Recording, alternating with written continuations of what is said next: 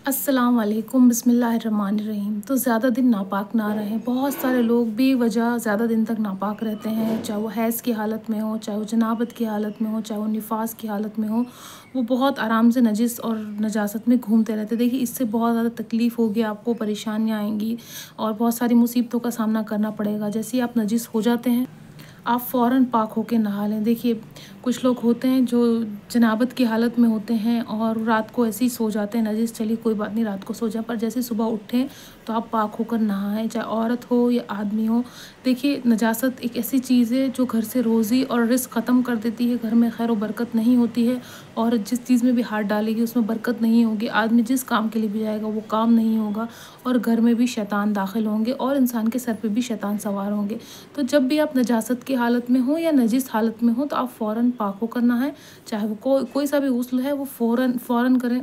कपड़े हैं, चादरें हैं या कोई भी ऐसी चीज़ जो नजिस हो जाती है और आप पाक नहीं करते, उसको भी पाक करना बहुत ज़्यादा ज़रूरी है। देखिए, हम क्या होता है, हम सोचते हैं कल नहा लेंगे, परसों नहा लेंगे। बहुत सारे लोगों की आदत होती है वो बहुत दिन तक नजिस घूमते हैं। देखिए, जो लोग नजिस घूमते हैं उन पे जादू टोने का असर बहुत जल्दी होता है। मतलब आप पे कोई जादू करना चाहता है, कोई टोटका करना चाहता है, उसका असर आप पे बहुत जल्दी होगा अगर आप नजिस हालत में होंगे। अगर आप चाहेंगे कि मेरा कोई काम बन जाए, बन ही नहीं रहा है काम, कोई काम बन ही नहीं रहा है, क्यों नहीं बन रहा है? क्योंकि आप नजिस हैं और नजासत की हालत में आप काम अच्छा करना चाह रहे हैं तो काम अच्छा नहीं होगा, है ना? तो इस बात का ध्यान रखें, घर में बरकत नहीं होगी। आप सोचेंगे खाने का इतना सामान आ रहा है, इतनी रोज़ रिस्क की चीज़ें आ रही हैं, खाने पीने की चीज़ें आ रही हैं, तो जा कहाँ रहा है? क्योंकि आप नजासत की हालत में और सारे काम आप नजासत की हालत में कर रहे हैं।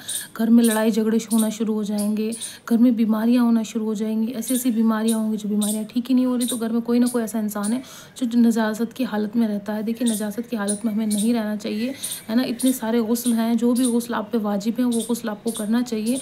जब आपको पता चल जाए कि आपके कपड़ों पे पेशाब की छींट आई हैं, जब आपको पता चल जाए कपड़ों पे कोई गंदी छींट आई है, कपड़े गंदे हैं, नजिस हैं, पाक नहीं है, तो उसको फ़ौरन पाक करें, कपड़ों को भी और ख़ुद को भी बहुत ज़्यादा साफ़ सुथरा करें, पाक करें।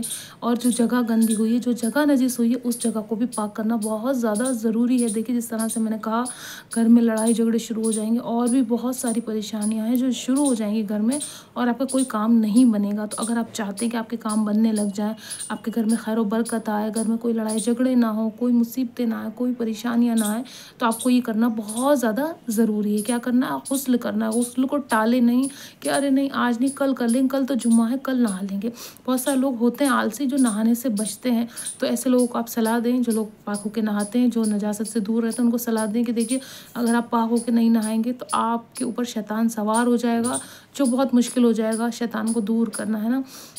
तो जैसे आप नजासत की हालत में आप फ़ौरन पाकीज़गी करें, नमाज़ पढ़ें, कुरान की तिलावत करें, ताकि आपके सर पे से शैतान दूर हो, शैतान दूर भागे आपसे, ना कि शैतान आपके घर में जगह बना ले और आपके अंदर जगह बना ले। देखिए, और हम जब भी कोई काम करते हैं ना नजासत की हालत में, जैसे खाना बनाने गई औरतें और उन्होंने सोचा अरे वाह ऐसे ठीक है बना लें, नहा लेंगे ना, क्या है?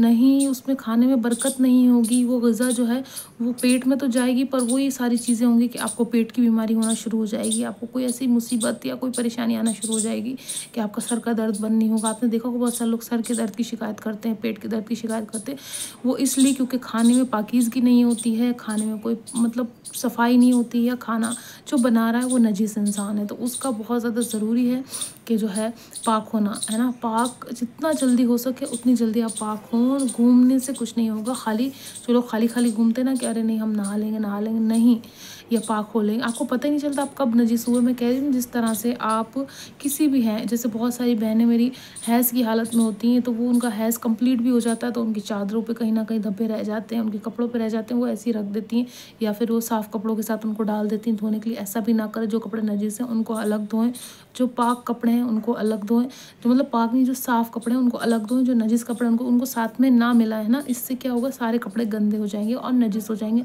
उनको पाक करना बहुत ज़्यादा मुश्किल हो जाएगा। तो ऐसा बिल्कुल भी ना करें कि आप गंदे और साफ़ कपड़ों को एक साथ मिला दें। गंदे कपड़े अलग धोएं, साफ़ कपड़े अलग धोएं, जिससे शैतान दूर रहे आपके कपड़ों से, आपके बिस्तर से, आपकी सारी जगहों से। नजासत तो नजासत है, कोशिश करें जो नजिस कपड़े हैं, जो गंदे कपड़े हैं, उनको हाथ से धोकर फ़ौरन डाल दें, उनको बहुत दिन तक रखें ना संभाल के, है ना?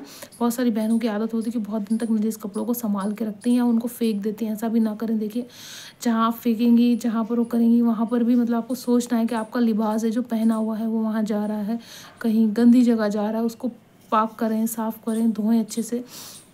फिर उसको दोबारा इस्तेमाल कर लें, है ना। इस बात का ध्यान रखें कि आपको गुस्ल टाइम से टाइम करना है, गुस्ल को टालें नहीं, नहीं तो शैतान आप पर सवार हो जाएगा।